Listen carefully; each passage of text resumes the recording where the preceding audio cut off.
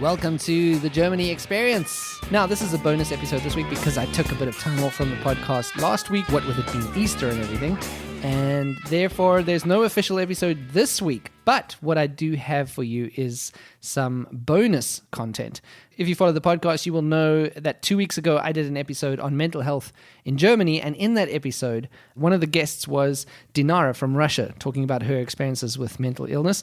But actually, that interview that she did with Daria Sukharchuk, a Berlin journalist, had a lot of other information about her time in Germany and her experiences with feminism and poetry in Berlin, and also being discriminated against because she's a woman, that it was too good to just leave on the cutting room floor. So I am including it now as a bonus episode this week. And as I said, that interview recorded by Daria Sukharchuk.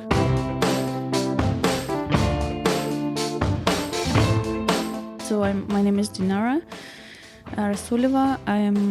I've been living in Berlin for 5 years.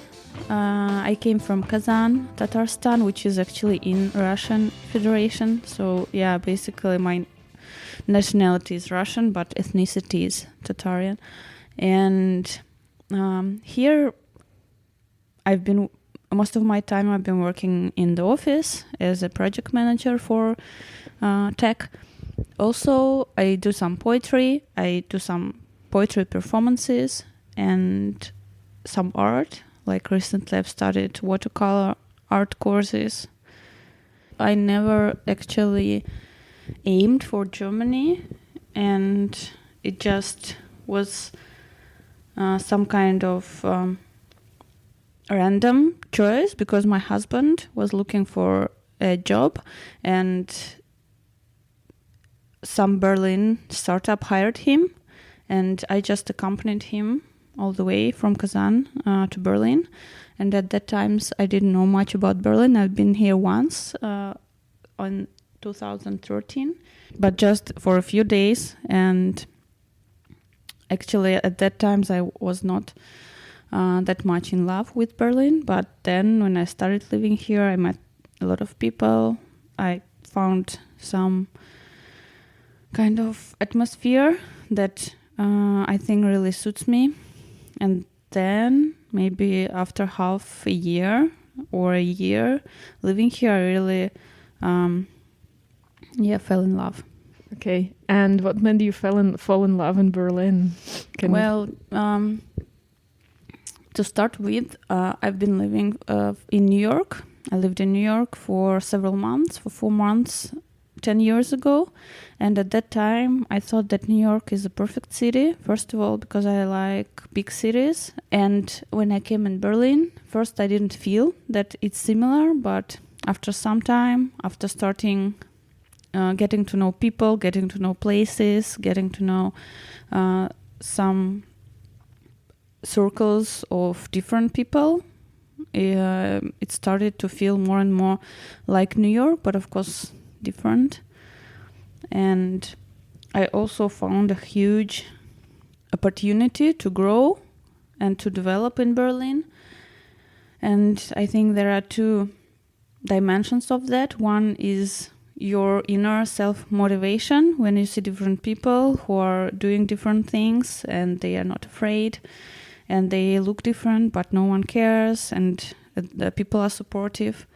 And the other is that you actually have opportunities. You can find different companies, you can find different people who would like to support you or who are interested in what you do.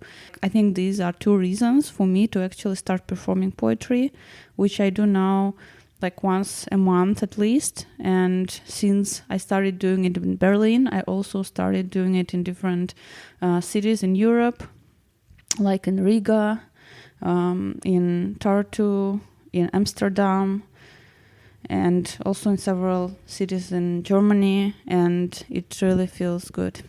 And did you perform poetry in Russia before that? No, I never performed. I've been always writing poetry, but mostly for myself. And here, when I came in Berlin, first thing, how it started was poetry slams, where different poets come and read for several minutes, and then people judge and decide who is the best.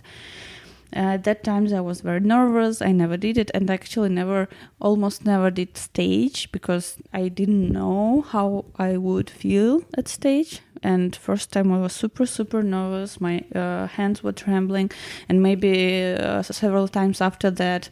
But suddenly I started feeling really much better when at stage. I felt like empowered by also people's reaction to my poetry, but also my own inner feeling.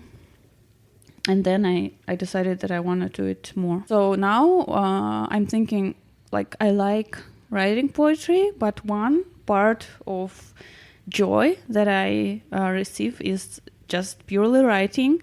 Second part is sharing it with other people, but first just maybe in social networks, in Facebook, and see people reacting to it. And third part is actually performing and getting some real feedback when you can feel that people are crying or they come and say thank you. I found out that I enjoy writing poetry, also writing some prose. I've been writing some stories, also published in Berlin, in newspapers and magazines. And then I also been doing some watercolor art when I came in Berlin for 2 years, but then I started job. This motivation was lost, so I didn't draw for 3 years. And just a couple of months or maybe a month ago, I decided that I want to do it again. But how can I motivate myself? I want to do it with other people. So I just shared my pictures online, and I said that, okay, what I can do, I didn't study at any art school or anything, but this is how I learned myself in 2 years from scratch, but just by practicing. And I want to teach you who want to do this and who want to do this with me, and maybe motivate each other to do it. And then, like, actually around 15 people or 20 people, they were interested. And so we started it on donation basis with 2 groups now. Like, if you're an artist, I think, like my boyfriend, he's always asking why I spend so much time online. But I think that if you're an artist, this is the one and mostly only way how you can promote yourself. And then further, you can find people who would like to join you or to join your concert or performance or your course. Or like buy your art. Yeah. So do you want to ideally maybe publish your art somewhere else, not just online, but like in your own book or something like that? Or? Well, for myself, mostly I see myself as a writer and poet, and that's why my first goal is to publish a book of poetry, which I already have. Actually, it's already written, but the thing is to publish. And now I've been looking for some publish houses or for people who could help, or I thought that I can publish myself, and then I ask people if they want to pre-order, and maybe I can raise some money.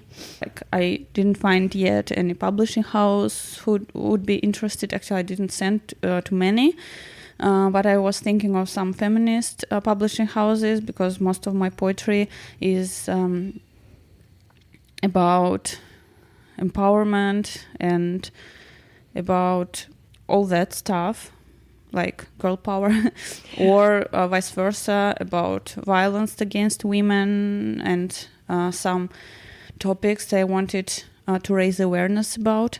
And so I just didn't want to go to any random publish house who would publish at the same time me and maybe some sexist writer. So I didn't want to do this. What's your relation with your art and your work? Like, are you happy at work? Do you want to change that? It's project manager, and lately I've been combining it at my company with diversity and inclusion trainings, like unconscious bias, which is my passion. So I hope that I could change the balance in my daily office work to doing more of these trainings, because this is something I really think something that matters, and I want to do it more. And so your passion is diversity and inclusion, and why is it so important to you?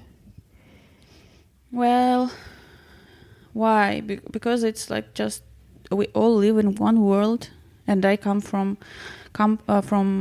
country that is like very, very biased, and there are a lot of stereotypes about all different cultures, and you can like very easily grow up as a person who assumes that some groups of people are worse than other groups just because of your cultural surroundings, just because of people you grow with, not necessarily your family, but everything, school and work and media and TV.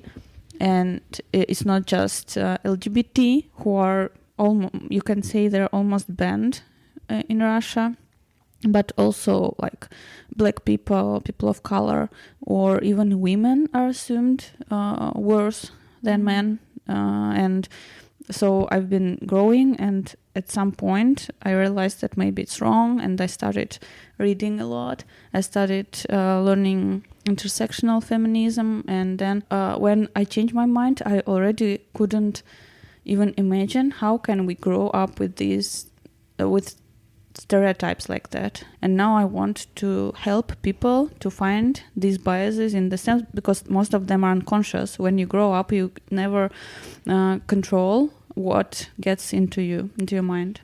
At the moment, I can't remember a thing where I faced discrimination because of my ethnicity, but I can remember a lot when I faced discrimination because of my being a woman.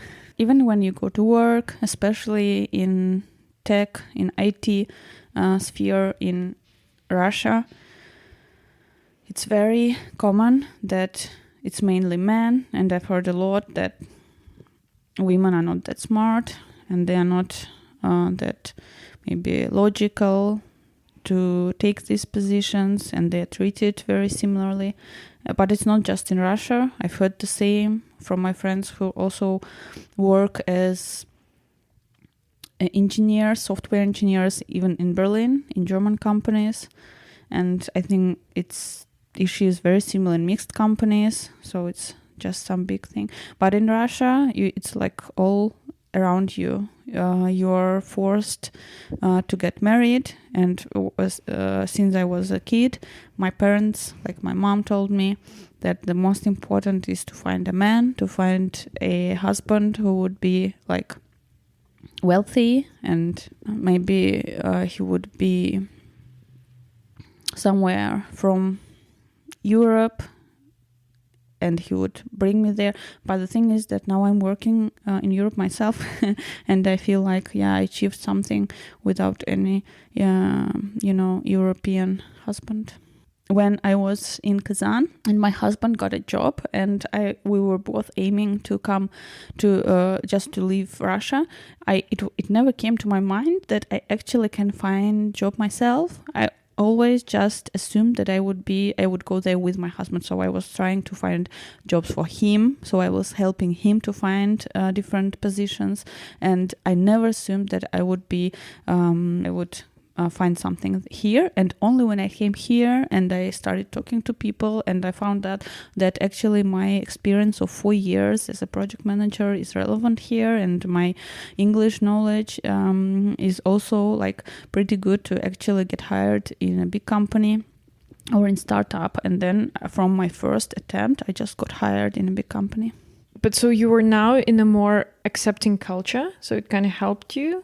Yeah, for sure. For example, my poems, they could be judged by many people in Kazan, and they were judged when I was performing in my native town. And I've heard that from people that they could not accept, they could not understand, for example, why I'm writing about sexuality, about female sexuality. There is one story that I love.